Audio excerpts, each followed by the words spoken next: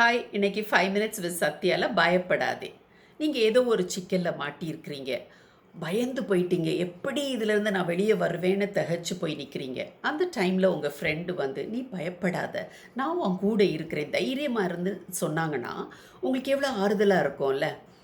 இப்போ வாழ்க்கையில் சிலருக்கு வந்து இருட்டை பார்த்தா பயம், சிலருக்கு வந்து இடி இடித்தா பயம், சிலருக்கு ஆஃபீஸில் மேனேஜரை பார்த்தா பயம், வீட்டில் வந்தால் கணவரை பார்த்து பயம், மாமியாரை பார்த்து பயம், சில மாமியாருக்கு மருமகளை பார்த்தா பயம், சிலருக்கு எக்ஸாம்ஸை நினச்சாலே பயப்படுவாங்க. இப்படி பலதரப்பட்ட பயங்கள் இருக்குது. நீங்களும் நானும் வாழ்க்கையில் ஏதோ ஒரு காலகட்டத்தில் இதில் ஏதோ ஒரு பயத்து வழியாக போய் வெளியே வந்து தான் இருப்போம்ல. யாருமே எனக்கு பயம் வந்ததே கிடையாதுன்னு சொல்ல முடியாது. இப்போ ஒரு 5 வயசு பையனுக்கு இடி இடித்தா பயம்னு வச்சுக்கோங்க. அப்போ இந்த இடி இடிக்கிற நேரத்தில் அவங்க அம்மா வந்து அவனை அரவணைச்சு, நீ பயப்படாதம்மா, அம்மா அவன் கூட இருக்கிறேன், தைரியமாக இரு அப்படின்னு சொன்னாங்கன்னா அந்த பையனுடைய பயம் அப்படி குறைஞ்சி போயிடும். அவன் அப்படியே ரிலாக்ஸ் ஆகிடுவான் இல்லையா. இப்போ பைபிளில் கிட்டத்தட்ட 365 தடவை பயப்படாதே அப்படின்ற வார்த்தை இருக்கிறதா வேத வல்லுநர்கள் சொல்கிறாங்க. இந்த உலகத்தெல்லாம் படைச்ச அந்த சர்வ வல்லமையுள்ள தேவனுக்கு தெரியும், என் பிள்ளைங்க ஒவ்வொரு நாளும் ஏதோ பயம் கொடுக்கும்படியான ஒரு சூழலில் போய் வந்து தான் ஆகணும். இந்த உலகத்தில் வாழும்போது அப்படி தான் இருக்கும். அதனால ஒவ்வொரு நாளும் அவர் சொல்கிறாரு, நீ பயப்படாதே. பைபிளில் ஏசாயா தீர்க்கதரிசியின் புத்தகத்தில் 41வது அதிகாரத்தில் பாருங்கள், 10வது வசனத்தில், நீ பயப்படாதே, நான் உன்னுடனே இருக்கிறேன், நீ திகையாதே, நான் உன் தேவன் அப்படின்னு சொல்கிறாரு.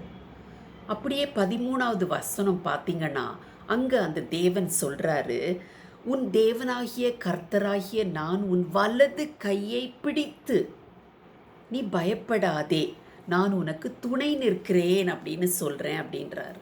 வேற என்னங்க வேணும் நமக்கு? இந்த உலகத்தெல்லாம் படைச்ச அந்த சர்வ வல்லமையுள்ள தேவனே நமக்கு சொல்கிறாரு, நீ பயப்படாத.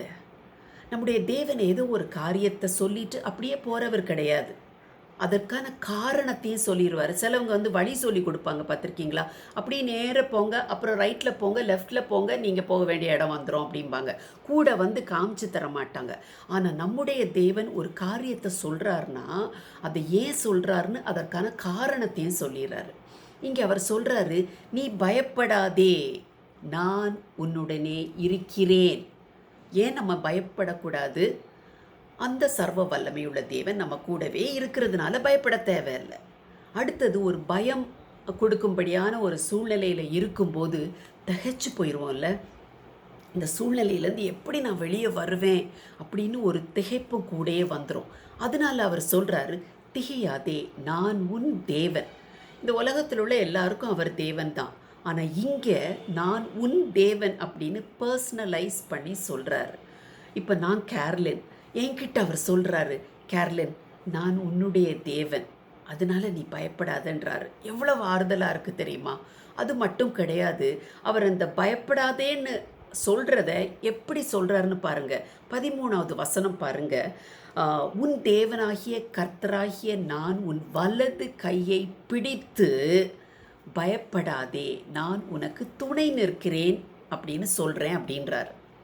ஐயோ, இதை தவிர வேற என்ன வேணும் நமக்கு தைரியம் கொடுக்கறதுக்கு?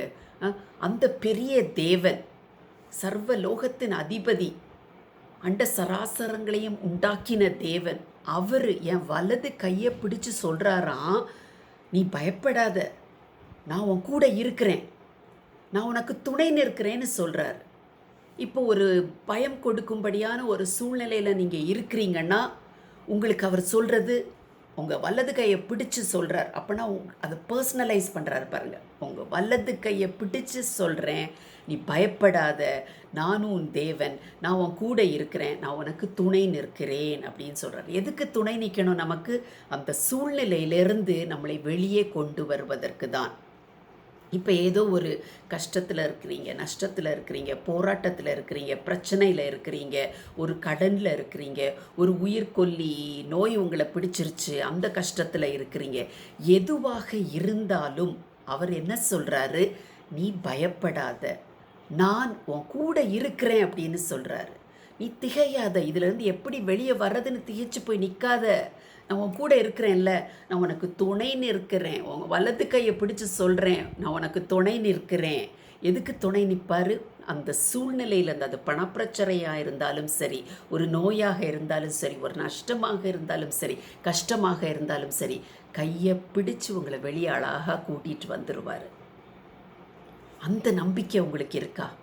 இந்த தேவன் இயேசு கிறிஸ்து, அவரை நம்புங்க. நிச்சயமாக இப்படிப்பட்ட தைரியம் உங்களுக்கும் கிடைக்கும். உங்களை பார்த்து அவர் சொல்கிறாரு, நீ பயப்படாதே, நான் உன்னுடைய தேவன் சொல்கிறாரு. அந்த ஜீசஸ் கிரைஸ்ட்டை ட்ரை பண்ணி பாருங்களேன், நிச்சயமாகவே உங்களுக்கும் அது ஒரு நம்பிக்கையை கொடுக்கும். God bless you.